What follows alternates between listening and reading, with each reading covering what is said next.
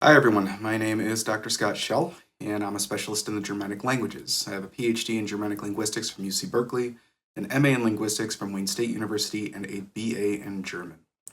And today what I would like to go ahead and do is actually give a brief overview of this book. It's called The Application of Peircean Semiotics to the Elder Futhark Tradition, Establishing Parameters of Magical Communication.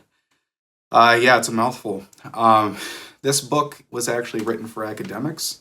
Of course, I welcome anyone to read it who's interested. But because I am aware that even though it was written for academics, there are people out there who actually did purchase the book or got it somehow, went to interlibrary loan or whatever. And to that end, there are certain themes, maybe certain terminologies that I'm using, which are pretty dense, So I'm here to basically just give you an overview of that book, particularly, obviously for the people who have already purchased this book or got the book somehow. This is going to be for you, just to sort of reinforce some of the ideas that you're reading, and hopefully I can do a little bit better job of explaining some of these concepts orally. So the first thing is, why this work? Why did I do this? And the answer is actually really simple. It's sort of a rendition of my dissertation that I did at UC Berkeley, except I, obviously refined it quite a bit. But one of the biggest reasons that I wanted to do this is because I am very interested in talking about runes and magic. And in this particular context, I'm very interested in trying to have a nice sort of coherent conversation on what does magic mean in this context. What does magical communication mean in this context? So I'm not, again, this book is really academically oriented. It's not for the everyday person out there who is just wanting to use the word magic loosely. That's not what this work is trying to do. But the reason why I wanted to do this is because I have studied a lot of runes and magic in a very scholarly context. And I noticed that none of these runologists, respectively, are ever defining magic. So it wasn't that I wanted to set out and define magic just because I wanted to do it and make it more quote unquote scientific. It was basically because in the field of runology, there are many instances where it's like, okay, we don't know what this says, so it must be magic. There's a lot of garbled language, right, in these inscriptions, and so sometimes the default answer is must be magic. I don't understand why this person did what they did. Must be magic. So in other words, it became like this default category where if you couldn't explain it, if you didn't know why a person did what they did, something is possibly hidden in the inscription. Possibly someone is trying to communicate with the other world. That must be magic, or is it? Right. So it's that sort of approach, and that's why it's very sort of like detail oriented and rooted in the subjective notion of what is magic and what is magical communication. So of course the only work out there that tried to address this issue with runes and magic was Stephen Flowers in the 80s with his dissertation called Runes and Magic.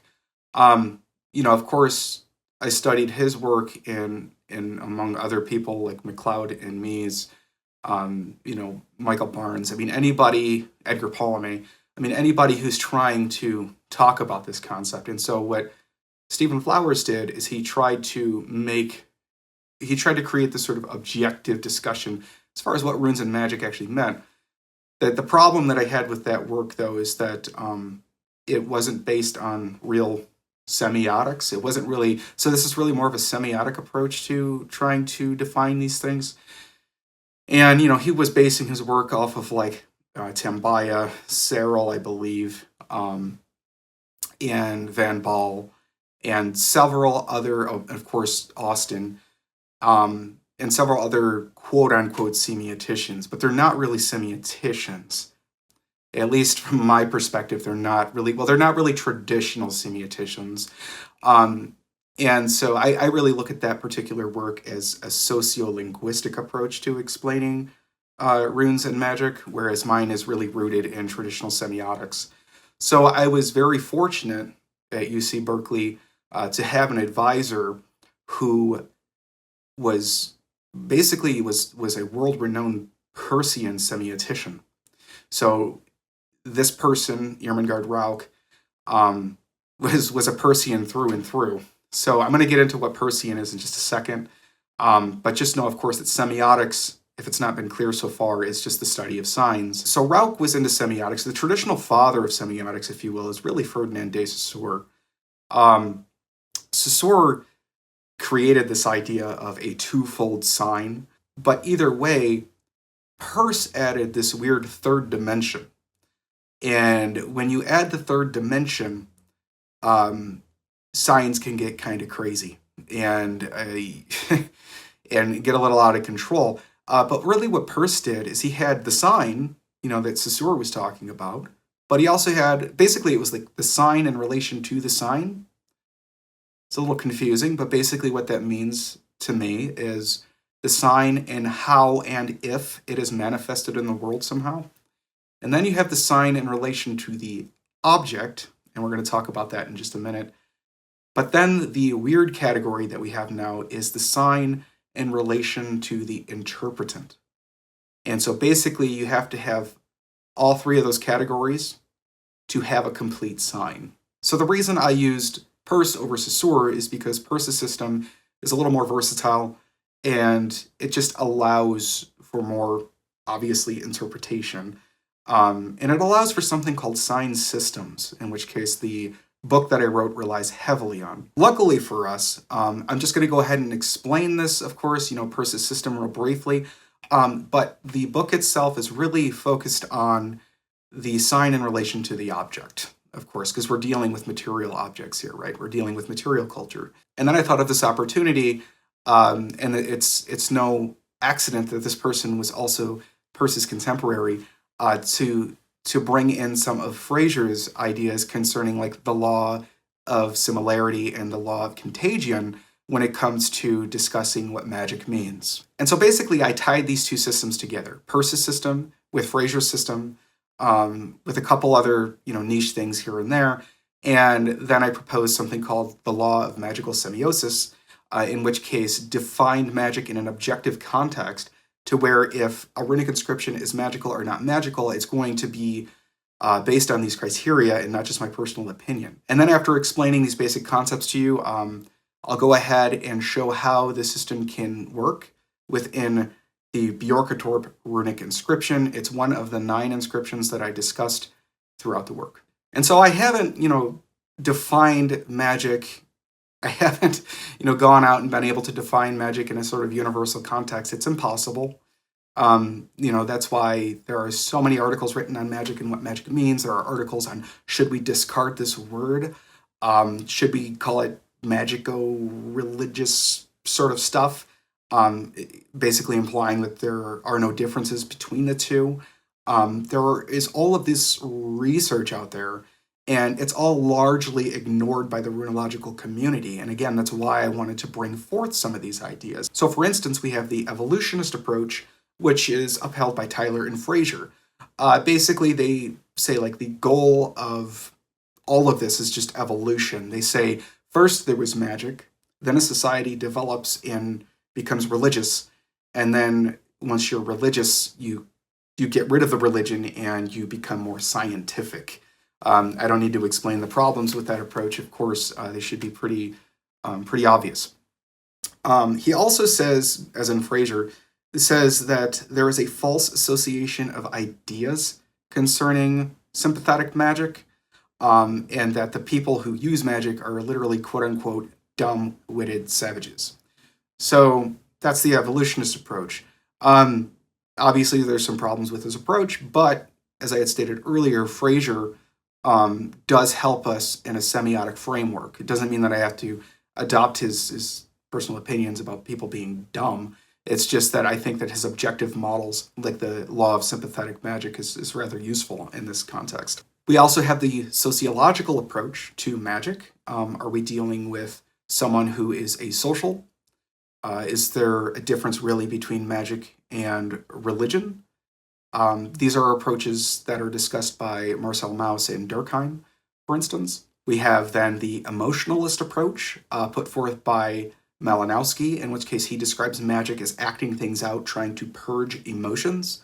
And then we have the semiotic approaches to magic by, like, for instance, Roman Jakobson, in which case he's generally known as a linguist, not a semiotician, but he did, come up with these ideas of, like, the sender, the receiver, the message, the code, all of this semiotic terminology, by way of Karl Bühler, of course. But what he says is that in magic, there's this unusual addressee. What is the unusual addressee? Some sort of otherworldly addressee? What if there isn't an otherworldly addressee? What if you're practicing this sort of magic where there's not an addressee, but it's meant to do something else? I don't know. So you can see how messy this can get.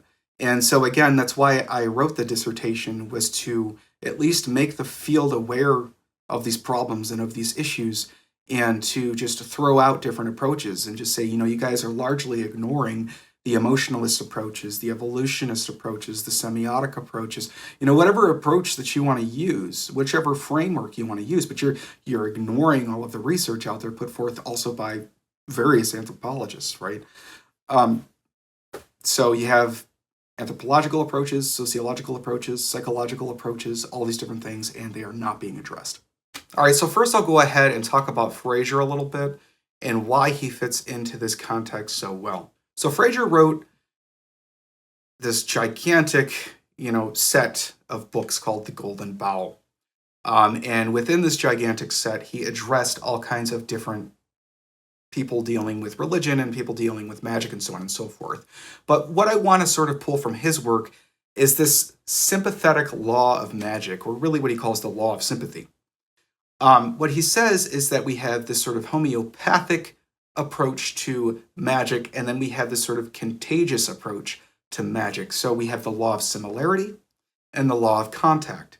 So that actually worked out very well for semiotics, and here's why. And so when discussing the sign itself, I'm not going to get too much into this because, again, the book sort of focuses more on the object, but basically, like I was saying before, the first part of the sign, we actually call that number 1 in the book. So you have this diagram that I'm going to show you right now. You'll see that there's a 1 in this category. That's actually a quali sign. So what does that mean? So it's a sign that is just sort of vague. It's like this idea of like a feeling of inspiration. And the minute, let's say, I act upon that inspiration, then it's starting to become more of a sin sign, because it's now this sign is sort of manifesting itself somehow, some way in the world, right? So taking it further from that, we will then get into a leggy sign. A leggy sign is just something that is agreed upon, that is convention for a large society, let's say. So for instance, we have the letter A. If you throw that letter in front of someone who's not familiar with the Roman system, they'll say, what is that? Right? Maybe someone from like Papua New Guinea or something, somebody who hasn't encountered that system yet. And what we do is we have to teach one another what that means. And then once we agree on what that means, then that's a leggy sign. And then we have the object. And so it's like, how is this second third of the total sign working with the sign within the sign and how the sign is manifest? So we have 3 degrees, right, of the object. We have an icon, an index, and a symbol. An icon is just simply anything that resembles something else. So on a stone, if you see a bird is carved, for example, that's an icon because that picture resembles a bird. If it's an object, it's usually something that's going to index something else. So like a curse formula. If you see a symbol, these are generally things like letters, like I was just explaining before with a leggy sign. But these letters are symbols, essentially. And what makes them symbols is that they're arbitrary. So, for example, if you're never taught how to use a writing system, then you're not going to just inherently know that the letter A it's ah or a or a, depending on what word you're reading. The idea, though, is that that symbol is arbitrarily assigned a sound, and then we all agree upon that particular sound or set of sounds, and then that's what becomes the symbol. So, for instance, burial ships are icons, birds are icons, a depiction of Odin even on a runestone, just the picture of Odin, like the carving, that can be an icon. Also, a stone that sort of, you look at a rune stone and it goes, your mind goes, oh, that's probably there to remember a family member or something like that. Now that's more of a sign, that's more of like an index. And then runes are symbols too, because all of the sounds are associated with the runes, and it's arbitrary as far as the sound that is assigned to the rune. Of course, there are some runes that may be icons, like the Yera rune, representing two halves of the year, excuse me. But typically runes are just symbols in this case, which is actually a little difficult probably to understand now, especially if you're watching videos on people who say that runes are not symbols. And now I'm saying they are symbols. But the idea of what the semiotic symbol is not the same everyday jargon that people are trying to use. So I'm really sorry if that's confusing, but that's just how it is. People throwing around this word symbol arbitrarily. And then I'm giving you a sort of semiotic definition as far as what a symbol actually means and its arbitrariness behind the symbol. All right. Still with me? Let's go ahead and show how this can kind of work in one of these inscriptions. So if we look at Bjorkator DR360, which is a fantastic inscription, I had the pleasure of actually going there and examining it firsthand. In fact, these are my pictures that you're seeing right now. Let's go ahead and look at the translation. This is my translation that I came up with at the end after going through all the deep dives regarding all the linguistic, arguments and whatnot for each word.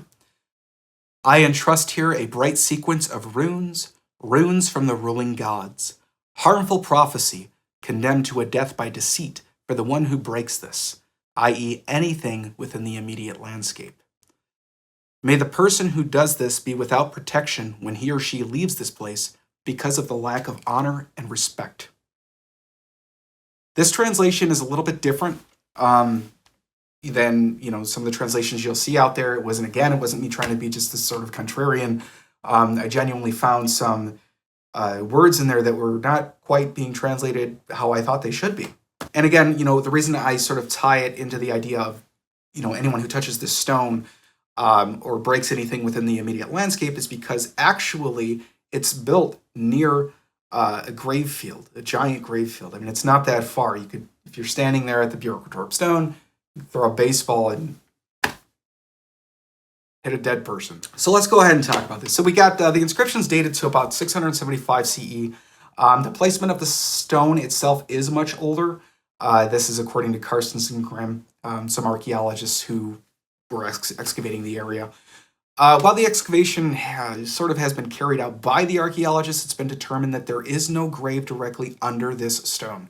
So we can throw that out. But again, what the inscription says is anyone who breaks this is going to be subject to a curse. And what we can see here too, by the way, are the three stones. The stone in the north, unironically, has the inscription. And just, not far from these three stones, we actually have a stone circle as well.